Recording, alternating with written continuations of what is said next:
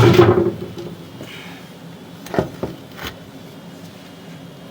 I'm at 108 Watervliet Avenue in Dayton, Ohio. I'm not sure if I'm saying that right or not. But we're doing a sanitary lateral inspection for the purchase of a home. We're looking for any structural issues, any root intrusion, anything that may be of concern to the buyer. The access location is behind, you can see here by the flooring. Here is the bathroom, and we're back. This is the shower wall here. We have a few lines here, a few that look abandoned, and then there is the main stack. It comes down, comes into the ground right here, and then there's a clean out at the base of the stack there that we are going through. Let me see if we can get a little bit better angle on that. You can see that we're not going to go through the stack just because there's a little bit of crack on the access point, and this is literally 2 feet from there, so not a big deal. So what we're going to do is we're going to go through, since we're just off there a little bit, going through the floor clean out to just keep from having to mess with that little piece of cast iron and risk snapping a piece off or something like that. So the line comes down here, and this is all the plumbing comes down in this main stack right here. So you have everything in this area, bathroom right above. So this is cast iron. Cast iron is a normal material for this age of house. It always looks ugly. It does rust. So in most cases, you can't tell how thin or thick the pipe wall is. What we're looking for here is just kind of functionality, any solid buildup, stuff like that. Because it's kind of hard to tell how much life is left in a cast iron pipe due to that fact that you can't really see how thin or thick the pipe wall is. You're looking for any obvious holes or damage. A lot of cases you can see kind of like a little bit of channeling here, but a lot of cases, as the older it gets, there's really drastic channeling in the bottom of these lines. And so this looks like it's held shape pretty well, and it's doing well. Something else I want to mention, that cast iron is way more prevalent to have what they call soft clogs in cast iron, due to the fact that it is rough. You can see how rough the side walls of the pipe are, and so too much toilet paper, usually not so much toilet paper, but wet wipes can be a big issue. They can easily, they kind of catch on that stuff, and toilet paper is designed to disintegrate and kind of break down in water and then disappear into nothing if it needs to. And obviously wet wipes will not do that. Even if they say flushable, they don't break down like toilet paper. And so just avoid, if you're going to use them, throw them in the trash. Avoid putting them down the cast iron line. It'll help out tremendously. But it's just something to note. It's the nature of the material that you could probably tell by looking at it. It's just, it rusts, and so it gets rough, and so it's a little bit easier to catch a hold of stuff as it's during, I wouldn't say regular use, but during extremely heavy use. This is all clay tile. This is again normal for this age of home. Clay tile is a good material. There's no real lifespan on it. A lot of this stuff has been in the ground for over 100 years. The main issue we find with it is because if you notice, they're very short sections of pipe. They're about 3 feet in length, and so what you have is just a lot of opportunity. They put like a mortar in these connections, and over 100 years or 70 years, you can have just a little bit of breakdown in it, and then you have roots get in, and there's nothing trees love more than water and fertilizer all in one place. So it's pretty common to find. But so far in this case, this all looks really good.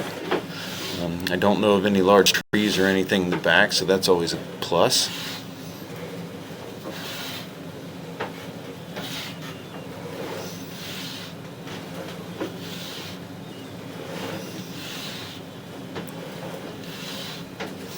You'll find spots with a little bit of water there. That's nothing to worry about. I mean, it's a sewer line, obviously, and my camera lens is only about about a half inch off the bottom of the pipe. So, it wouldn't take much water even to kind of get above that level. Thank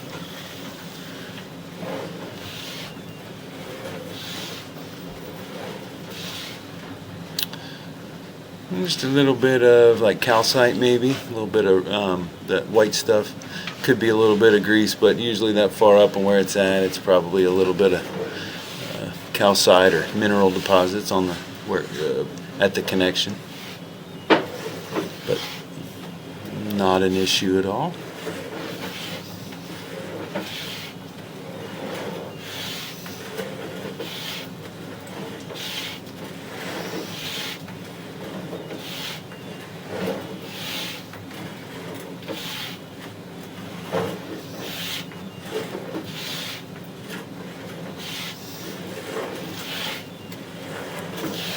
Based off the length, I'm not sure where the sewer main is. I'm pretty confident that the line went out the rear of the house, and so probably bypasses the garage and goes out to the alley or whatever. So thinking we should be getting close.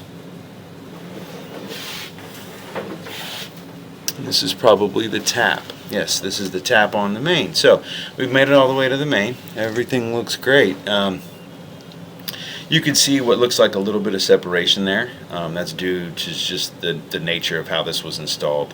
You can see there's no issue there. It's just visual because of the way that they use these pipes. Sometimes they would sit them in at weird angles, and they didn't have as many fitting options as they do today. And or I should say, most of the time they just kind of used the flexibility or the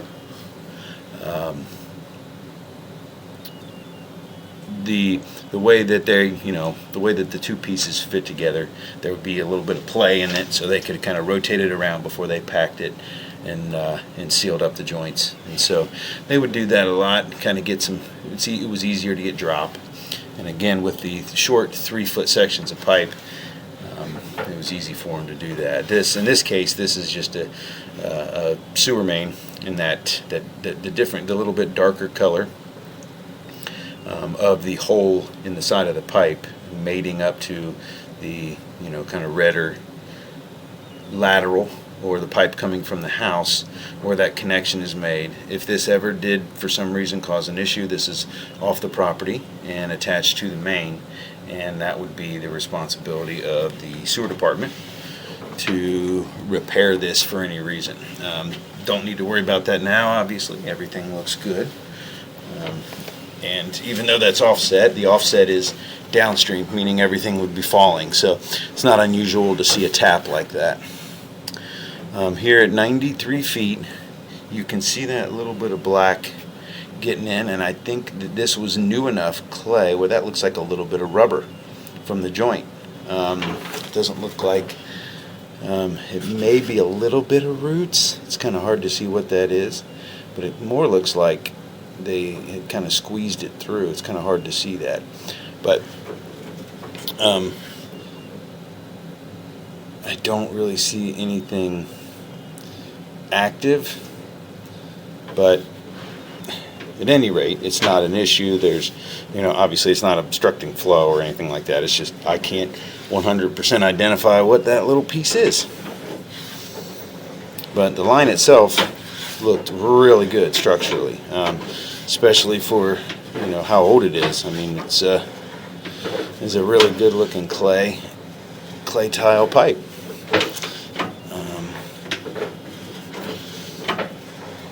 Everything is in great shape. You can see all the the pipe keeping shape. A lot of times in these situations you'll find either radial cracks or longitudinal cracks, meaning cracks coming from section to section, or just weird little cracks in the top or bottom of the pipe. They don't, this doesn't even have any of that, because sometimes you'll get that from ground shifting and stuff like that. But this line looks really good.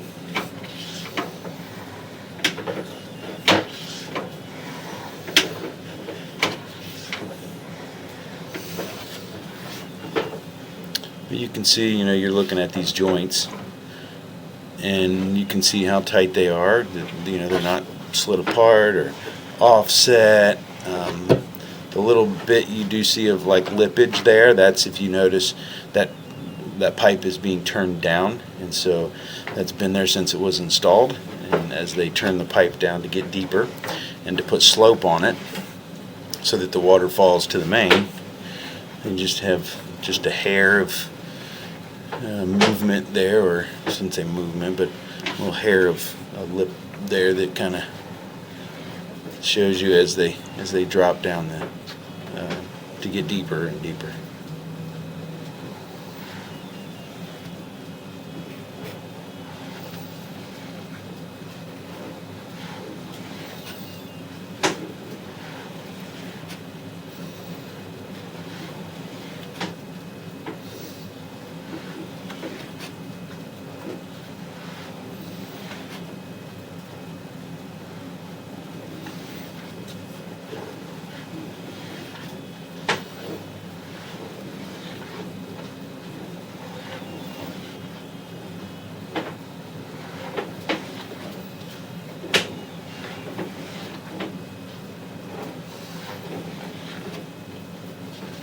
If you even look at, I know they've been running water through here, and if you look at the water line there on the left and the right, you can see that's about as high as the water level got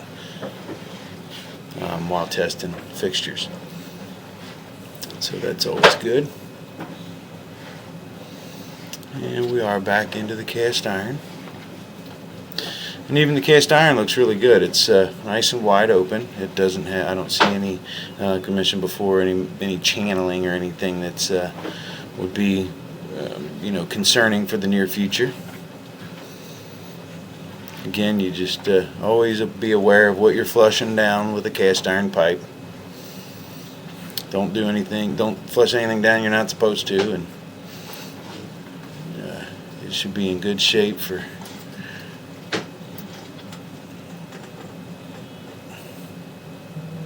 a good time, so good amount of time. So here we are. We've come back out of the clean out. So no, that looked really good. So the only thing behind this, as far as like the only part of the line that we were not able to inspect, is basically from the toilet over to this point, which there's no way of getting in there without removing the toilet, and so that's about 4 or 5 feet maybe. But the rest of the line, the interior cast iron, looked really good for its age, and didn't see any structural issues or any holes or anything immediately concerning for the cast iron. And the clay outside looked wonderful. It's in great shape. No root intrusion or structural issues. All the joints look nice and tight. I mean, it looked like it was a very good looking clay pipe. So there's no issues, nothing to really note or report. So that'll end the inspection at 108 Watervliet Avenue in Dayton, Ohio.